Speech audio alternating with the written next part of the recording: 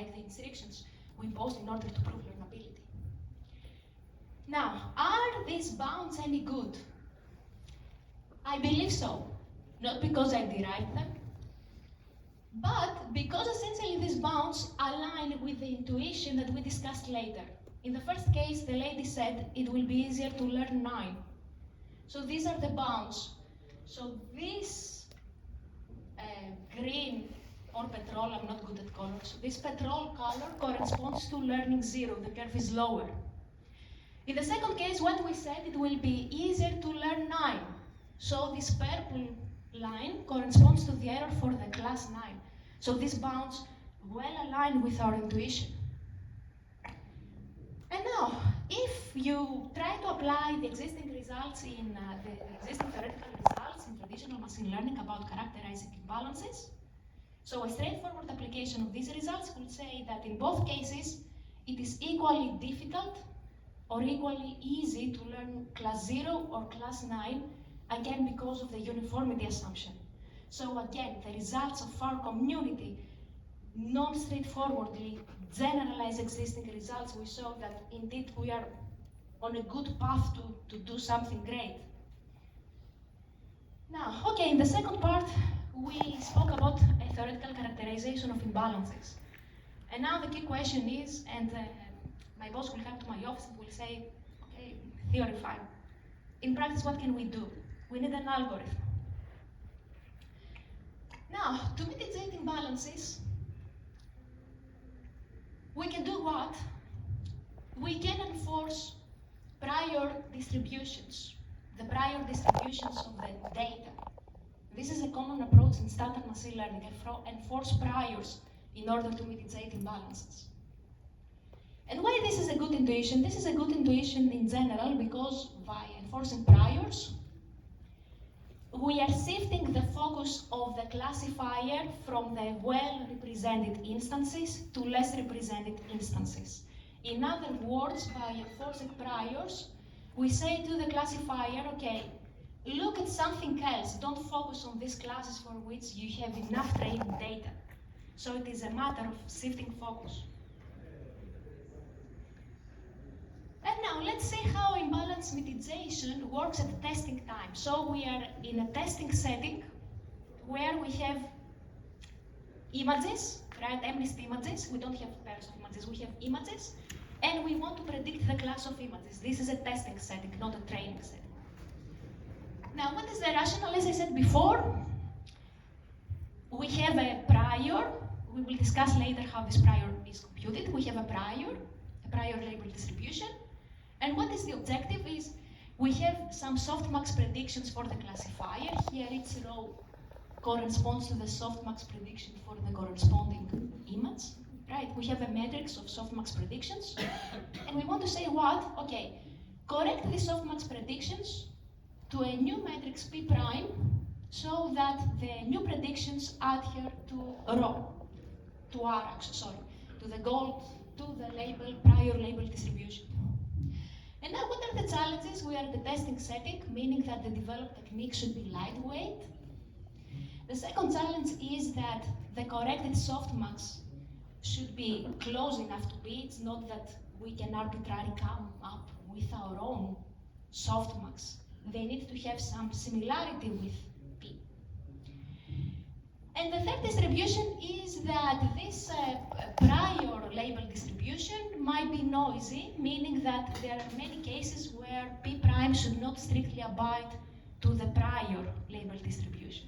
And again, this is a challenge also in traditional machine learning, where the prior is noisy. For instance, it is computed via empirical techniques, and we want adherence to the prior. However, we don't want strict adherence to tolerate noise. Now, if we compile these challenges to an optimization objective, we get to a formula of this form. So P should be close enough to P, P prime should be close enough to P. This is expressed via this term.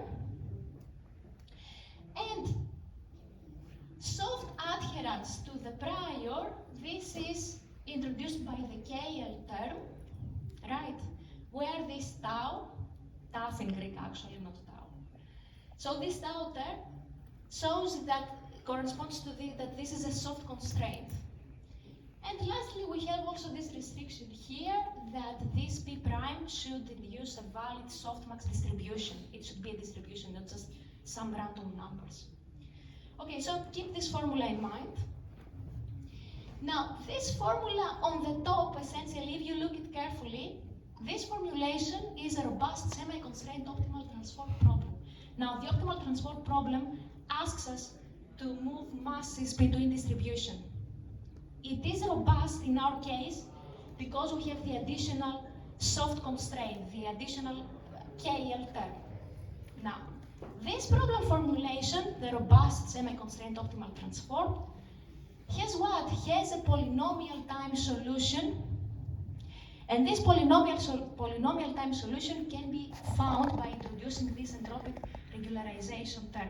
So, in other words, mitigating imbalances and testing time reduces to solving a robust semi-constrained optimal transform program, which we can approximate by introducing here additional entropic regularization terms. Notice that this approximation, the more you run the approximate algorithm, the closest you go to the optimal solution of the first equation. Okay, and in 2 minutes I will explain mitigating imbalances and training time. I can do it. So before we focused on testing time, where we had single instances. A training time, we have multiple pairs of instances, right? We have tuples of instances, right? So essentially, in our case, if we have a pair of instances, we have two softmax matrices, one storing the predictions for the first digit, and the second storing the predictions for the second digit.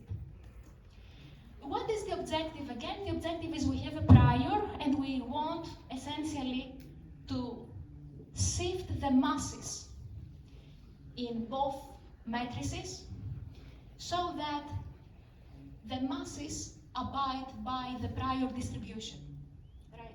So here what I'm describing is I'm describing exactly the challenges that we face at testing time. There is also another challenge though.